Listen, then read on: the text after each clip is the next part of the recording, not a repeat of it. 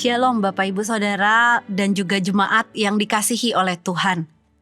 Betapa berbahagianya kita ketika kita saat ini boleh sekali lagi merenungkan apa yang Tuhan inginkan untuk kita sama-sama sadari dan kita lakukan di dalam kehidupan kita. Dan kita saat ini ada di dalam program Tuhan adalah Gembalaku. Kita akan sama-sama kembali lagi memohon tangan Tuhan sendiri yang melembutkan hati kita, membantu kita untuk kita menerapkan segala kebenaran firman-Nya di dalam kehidupan kita. Saudara, seringkali kehidupan kita ditentukan oleh identitas atau status kita di dalam kehidupan hari demi hari. Kita merasa bangga karena status kita. Kadang kita pun bisa merasa tidak bangga karena kita merasa kita bukan siapa-siapa dan kita tidak punya status apapun. Tapi saudara, mari kita sama-sama belajar dari kebenaran firman Tuhan yang terambil dari surat Filipi, pasalnya yang pertama, ayatnya yang pertama dan ayatnya yang kedua. Mari kita sama-sama membaca surat ini bersama-sama. Filipi 1 ayatnya yang pertama dan ayatnya yang kedua. Demikian firman Tuhan. Dari Paulus dan Timotius, hamba-hamba Kristus Yesus, kepada semua orang kudus dalam Kristus Yesus di Filipi dengan para penilik jemaat dan diaken. Kasih karunia dan damai sejahtera dari Allah Bapa kita dan dari Tuhan Yesus Kristus menyertai kamu. Saudara, salah satu film kartun yang pernah saya tonton diakhiri dengan sebuah lagu yang sebenarnya secara tidak langsung menggambarkan kehidupan manusia pada umumnya. Ambisi manusia pada umumnya, meskipun tentunya tidak semuanya. Film Despicable Me 4 ditutup atau diakhiri dengan sebuah lagu yang judulnya adalah Everybody Wants to Rule the World.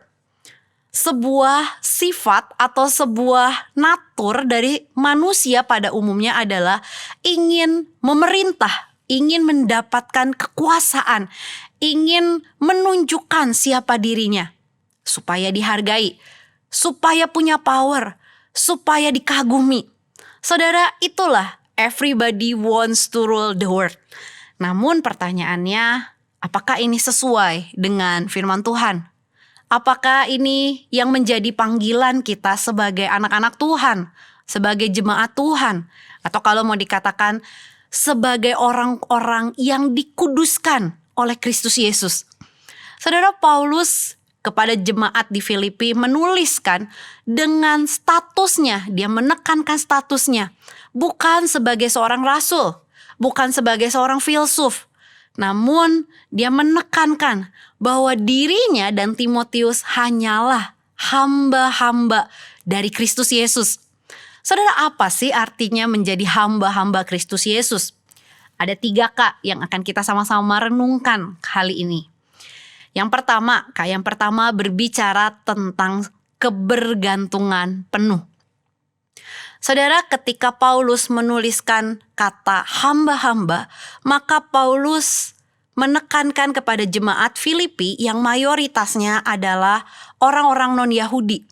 Ketika dia menulis atau menggunakan istilah hamba, maka jemaat yang ada di Filipi ini punya mindset atau terbersit satu kata, yaitu budak.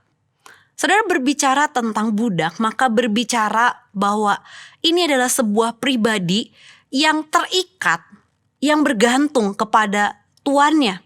Apapun yang dilakukan adalah atas perintah dari tuannya. Kak yang pertama berbicara tentang kebergantungan penuh, namun tidak berhenti di situ. Waktu Paulus menulis kata hamba-hamba Kristus Yesus, maka dia pun mengkaitkan bahwa seorang hamba, seorang budak adalah nothing atau bukan siapa-siapa. Seorang hamba atau seorang budak tidak punya atau tidak mampu melakukan apapun. Tetapi Paulus gak berhenti cuman menjadi hamba-hamba, tetapi dia mengkaitkan dengan kepemilikan, yaitu Kristus Yesus. Paulus mau menekankan kepada jemaat di Filipi sebagai seorang hamba-hamba, seorang yang nothing, tapi dia dimiliki oleh Kristus Yesus. Sehingga kebergantungan penuh ini menyadarkan Paulus bahwa dia bukanlah seorang yang hina karena dia seorang budak, namun dia adalah seorang yang memiliki yang kedua, kehormatan. Inilah yang membuat Paulus mengabdi kepada Sang Tuhan, yaitu Kristus Yesus. Dengan kata lain, Paulus menyadari, I am nothing, but God is everything, but Christ Jesus is everything. Dia tidak bisa apa-apa, dia tidak mampu, tetapi dia adalah seorang yang bergantung penuh kepada Tuannya, karena dia tahu ini adalah kehormatan bagi dia untuk melayani jemaat di Filipi dan melayani orang-orang yang lain.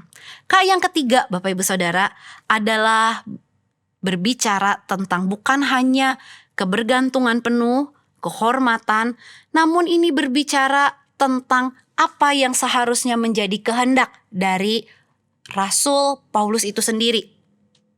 Kehendaknya ketika dia menjadi seorang hamba dari Kristus Yesus bukanlah untuk menyenangkan dan memuaskan dirinya. Kehendaknya bukanlah hanya untuk melampiaskan emosinya kepada jemaat Filipi yang saat itu punya permasalahan dalam perselisihan. Kehendaknya bukanlah untuk menunjukkan siapa dirinya, namun kehendaknya hanyalah untuk melayani Kristus Yesus. Saudara, dengan kata lain Paulus mau menekankan everything is in, on, by, and for Christ Jesus only.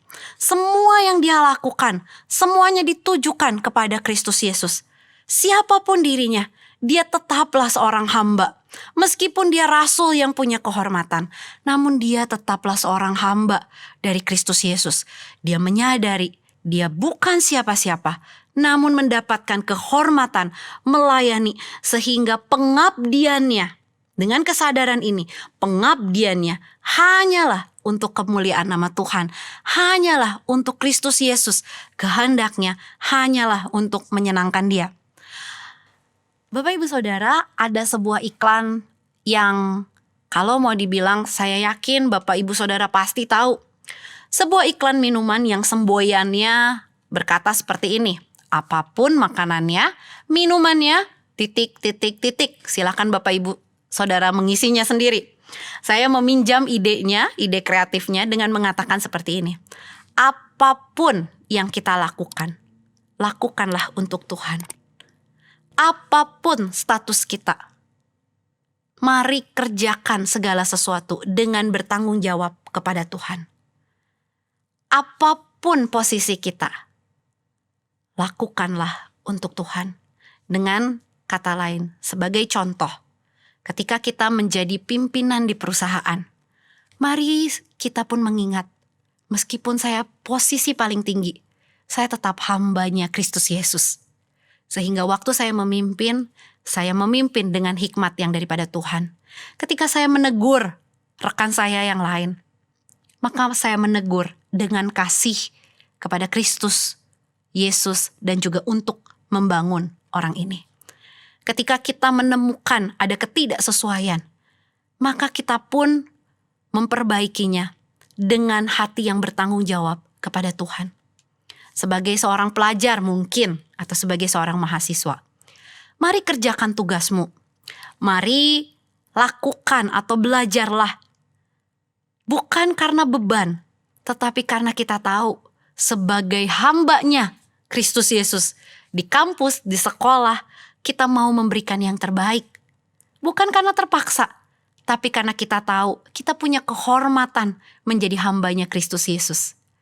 Ketika kita ada di rumah, ketika kita dipercaya untuk memasak sebagai ibu rumah tangga, atau membesarkan anak, mengasuh anak kita, maka lakukan itu bukan dengan hati yang terpaksa, bukan hati yang penuh dumelan, tetapi mari lakukan itu dengan hati sebagai seorang hamba yang dipercaya untuk membesarkan anak, memelihara, merawat keluarga kita dengan kasih yang daripada Tuhan Yesus Kristus. Sehingga apapun status sosial kita, bertanggung jawablah kepada Tuhan. Apapun yang kita lakukan, lakukanlah untuk Tuhan. Mari kita sama-sama berdoa.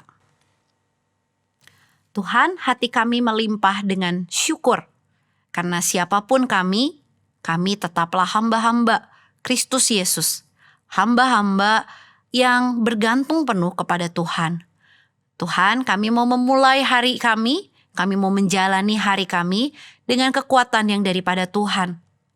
Sehingga di dalam segala hal, kami boleh menyenangkan hati Tuhan kami, yaitu Tuhan Yesus Kristus. Tolong kami di dalam segala kelemahan dan keterbatasan kami. Dalam nama Tuhan Yesus kami berdoa. Amin.